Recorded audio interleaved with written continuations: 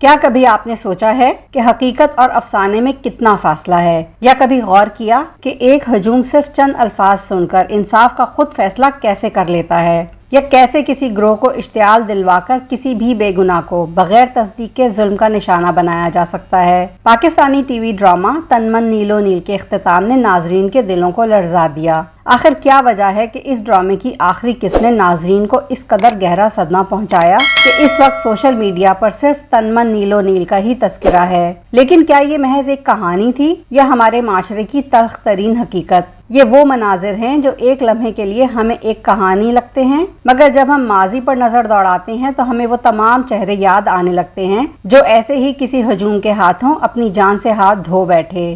آج کی اس ویڈیو میں ہم ان معصوموں کو بھی یاد کریں گے جو بے وجہ شک، مذہبی نفرت اور خوفناک غصے کا شکار ہو گئے۔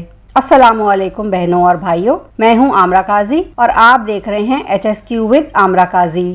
روایتی ساس بہو کی چالاکیوں اور طویل اقساط والے ڈراموں سے اکتائے ہوئے ناظرین کے لیے یہ ڈرامہ تن من نیلو نیل ایک تازہ ہوا کا جھونکا ثابت ہوا، کیونکہ محض 11 اقساط پر مشتمل یہ کہانی ہر کردار کے ذریعے کسی نہ کسی سماجی روایت، رویے یا رواج کو چیلنج کرتی نظر آئی۔ یہ ڈرامہ مردوں کے ساتھ ہونے والے جنسی تشدد، مرد کی انا اور اس کے ٹوٹنے پر پیدا ہونے والے عدم برداشت، ہجوم کے ہاتھوں قتل، زبردستی کی شادی جیسے سماجی دباؤ اور سیاسی مفادات کے لیے انسانی زندگیوں سے کھیلنے جیسے حساس موضوعات کو مؤثر انداز میں اجاگر کرتا ہے۔ سیفی حسن کی ڈائریکشن میں مصطفیٰ آفریدی کی تحریر کردہ یہ کہانی ناظرین کے لیے محض ایک ڈرامہ ہو سکتی ہے، لیکن پاکستان میں یہ حقیقت کئی بار دہرائی جا چکی ہے۔ پاکستانی ڈرامہ تن من نیلو نیل کی آخری قسط کا یہ جملہ، سکھوں کا پرانا گھر مقدس مقام کیسے ثابت ہوگا؟ بعد میں سب کو پتہ چل ہی جانا ہے، جب تک پتہ چلے گا تب تک ہجوم ہمارا کام کر چکا ہوگا،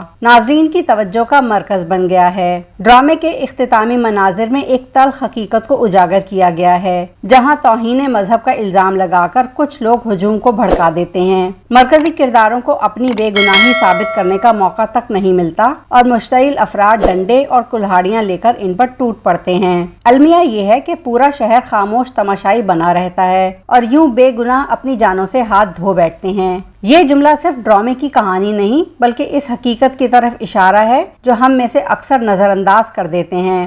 ہجوم نے بغیر سوچے سمجھے فیصلہ کیا اور بے گناہ زندگیاں چھین لیں۔ جب ڈرامے کے کردار سونو، رابی اور مون خوفزدہ نظروں کے ساتھ تنگ گلیوں میں اپنی جان بچانے کے لیے بھاگ رہے ہوتے ہیں تو اس لمحے اگر سکرین پر مردان کے مشال خان، سیال کوٹ کے منیب اور مغیث یا سری لنکن شہری پرنیتھا کمارا کی تصاویر نہ بھی دکھائی جاتی تب بھی یہ دردناک واقعات ذہن میں تازہ ہو ہی جاتے۔ بس ایک الزام، بس ایک نعرہ اور پھر ایک بے قابو ہجوم، نہ کوئی ثبوت، نہ کوئی گواہی، نہ سننے کی مہلت، نہ صفائی دینے کا موقع۔ کبھی ایک خاتون کے لباس پر عربی حروف نظر آئے تو ہجوم نے اسے توہین سمجھ لیا، کبھی ایک طالب علم پر جھوٹا الزام لگا اور مشتعل ہجوم نے اسے صفائی دینے کا موقع دیے بغیر قتل کر دیا، کبھی دو معصوم بھائیوں پر چوری کا الزام لگا اور وہ اپنی جان گنوا بیٹھے۔ یہ صرف ایک کہانی نہیں، یہ ایک آئینہ ہے جو ہمیں اپنے معاشرے کا بدنما چہرہ دکھاتا ہے۔ یہ ڈرامہ ہر منظر میں ایک تلخ حقیقت کا عکس پیش کرتا ہے، وہ سچ جس سے ہم نظریں چرانے کی کوشش کرتے ہیں، ریپ پر چپ کروا دینا،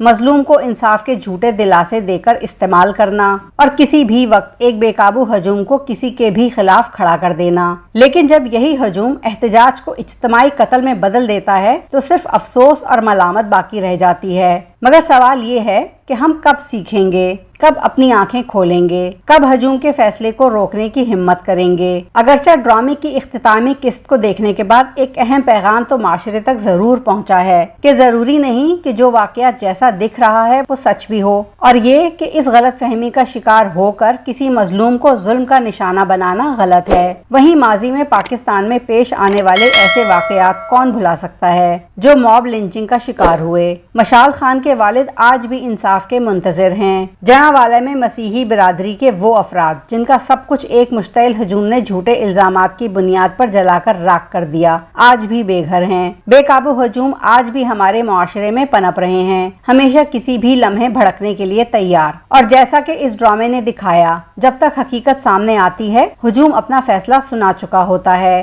مصطفیٰ آفریدی نے اس ڈرامے میں ہجوم کی نفسیات کو بڑی بے باکی سے پیش کیا ہے، کیونکہ ہجوم کے سامنے نہ کوئی ہیرو ٹک سکتا ہے اور نہ ہی کوئی ولن اسے قابو میں رکھ سکتا ہے۔ یہ بھی واضح کیا گیا ہے کہ ہجوم کسی کا نہیں ہوتا، وہ اپنے اور پرائے میں تمیز نہیں کرتا۔